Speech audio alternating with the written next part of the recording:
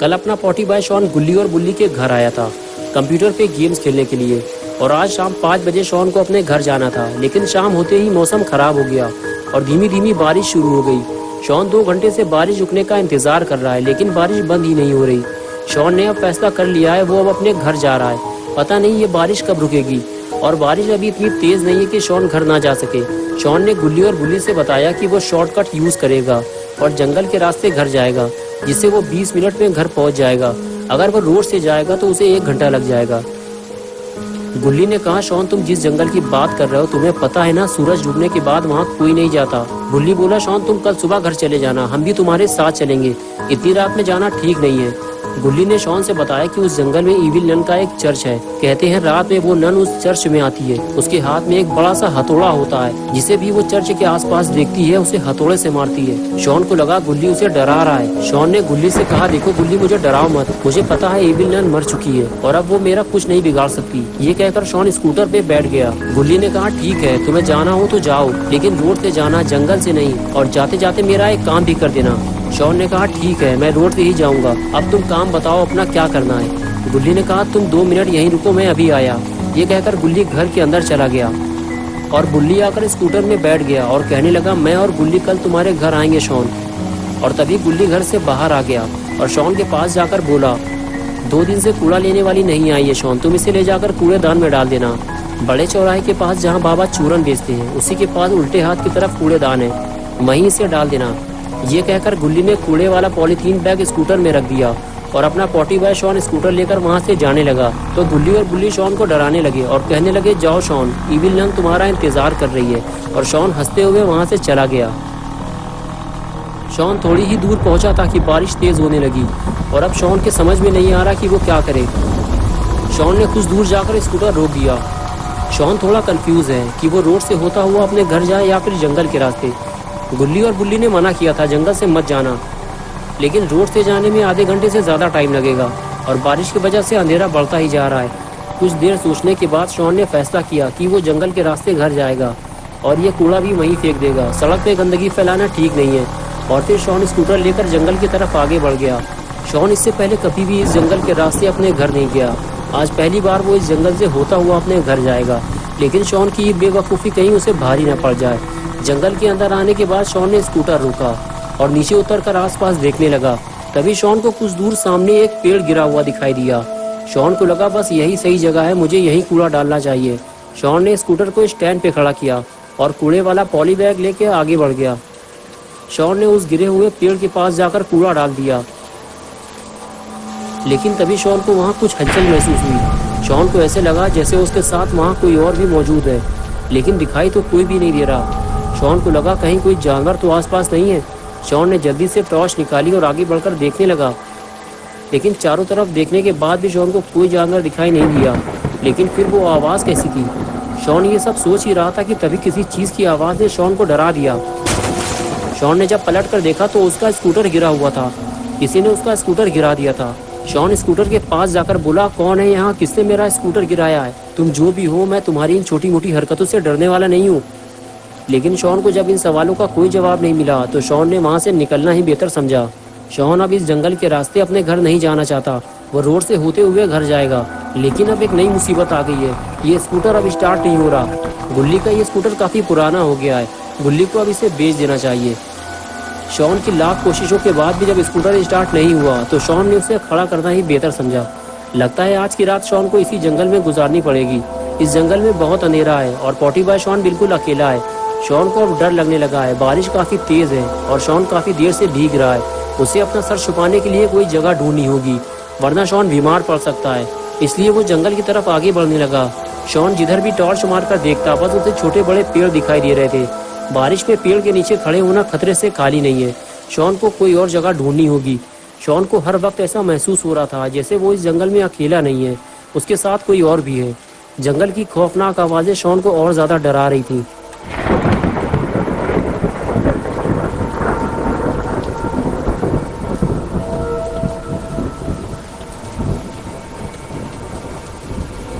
कुछ दूर चलने के बाद आखिर शॉन को वो पुराना चर्च मिल गया जिसके बारे में गुल्ली ने शॉन को बताया था। शॉन अंदर जाकर उस चर्च को देखने लगा। उस चर्च को देखकर ही ऐसा लग रहा था कि वो कोई नॉर्मल चर्च नहीं है। उसके चारों तरफ कब्रें बनी हुई थी, या यूं कहें कि कब्रिस्तान के बीच में एक छोटा सा चर्च बना हुआ था। पूरे जंगल में बस यही एक ऐसी जगह थी जहां शॉन भीगे बिना पूरी रात गुजार सकता था।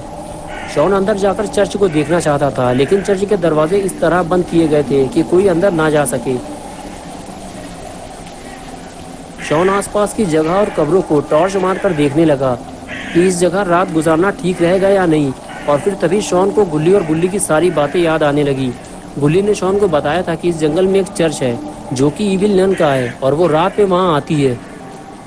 शॉन को अब डर लगने लगा है, कहीं गुल्ली की कही हुई बात सच ना हो जाए। शॉन अब कोई नई मुसीबत में नहीं फंसना चाहता, इसलिए वो यहाँ से जा रहा है। ये जगह कुछ ठीक नहीं लग रही। शॉन को रात गुजारने के लिए कोई और जगह ढूंढनी होगी।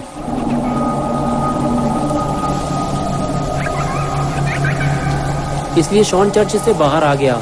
शॉन जैसे ही चर्च से बाहर आया, फिर उसे किसी के चलने की आवाज़ सुनाई दी।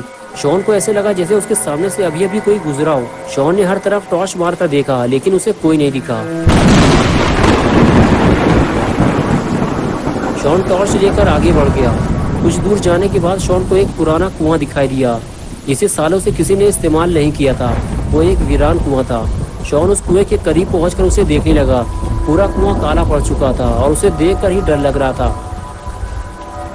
तभी कुएं के अंदर से आती आवाज ने शॉन का ध्यान अपनी तरफ खींचा। शॉन टॉर्च मारकर कुएं के अंदर देखने लगा। टॉर्च मारते ही आवाज और तेज होने लगी, जिसकी वजह से शॉन का शक यकीन में बदल गया कि कोई तो इस कुएं में जरूर है। शॉन कुएं में टॉर्च मारकर देखता रहा, लेकिन अंधेरा होने की वजह से उसे कुछ भी ठीक से नहीं दिखाई दे रहा था। कुछ देर तक तो कुएं के अंदर से वो आवाजें आती रहीं और फिर बिल्कुल सन्नाटा छा गया। शॉन सोच में पड़ गया कि ये आवाज थी किसकी और अचानक से बंद क्यों हो गई, और आखिर कुएं के अंदर था कौन? कहीं कोई जानवर तो कुएं के अंदर नहीं गिर गया? शॉन कुएं के अंदर जाकर देखेगा कि कुएं के अंदर था कौन। शॉन कुएं में लगी सीढ़ी के सहारे कुएं के अंदर उतरने लगा, लेकिन कुएं के अंदर जाना कहीं शॉन को भारी ना पड़ जाए। शॉन जैसे जैसे नीचे उतरता जा रहा है, वैसे वैसे अंधेरा भी बढ़ता जा रहा है, और शॉन नहीं जानता कि ये कुआं कितना गहरा है। शॉन टॉर्च मारकर देखता है, लेकिन कोई फायदा नहीं। अंधेरे में शॉन को कुछ दिखाई नहीं दे रहा। शॉन को अभी और नीचे जाना होगा, लेकिन कुएं के ज्यादा अंदर जाना शॉन के लिए खतरा बन सकता है। दम घुटने से शॉन की मौत भी हो सकती है। लेकिन ये क्या, सीढ़ी के कुछ स्टेप्स टूटे हुए हैं। अब शॉन और नीचे नहीं जा पाएगा। अगर शॉन ने जबरदस्ती नीचे उतरने की कोशिश की तो हो सकता है शॉन सीढ़ी से नीचे गिरकर कुएं में डूब जाए। कुछ देर रुकने के बाद शॉन ने कुएं से बाहर निकलना ही बेहतर समझा और वो सीढ़ी के सहारे बाहर निकलने लगा। शॉन कुएं के अंदर अकेला आया था, लेकिन कुएं से बाहर वो अकेला नहीं जाएगा। कोई और भी है जो शॉन के साथ साथ कुएं से बाहर निकलने वाला है।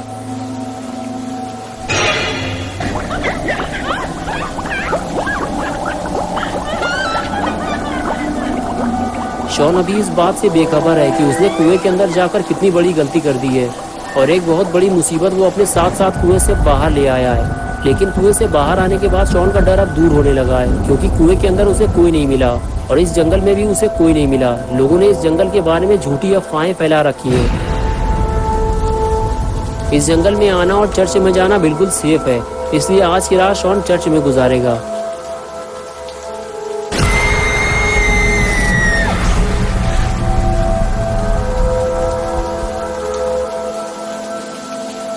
गुल्ली और बुल्ली ने जितनी भी बातें इस जंगल के बारे में शॉन को बताई थी, वो सब झूठ निकली, वरना इतनी तेज बारिश और गरजते हुए बादलों के बीच रात गुजार पाना शॉन के लिए बहुत मुश्किल हो जाता। शॉन काफी थक चुका है, उसे नींद भी आ रही, लेकिन उसे समझ में नहीं आ रहा कि वो आराम कहाँ करे। चर्च के चारों तरफ तो कब्रिस्तान बना हुआ है और शॉन कब्रों के बीच आराम नहीं करना चाहता। कहीं किसी मुर्दे ने कब्र से बाहर निकलकर शॉन को पकड़ लिया तो क्या होगा। शॉन ने सोचा इससे तो बेहतर है कि वो चर्च की सीढ़ियों पर बैठकर आराम कर ले। फिर वो चर्च की तरफ आगे बढ़ गया और सीढ़ियों पर बैठकर आराम करने लगा। तभी शॉन को नींद आ गई और वो सो गया।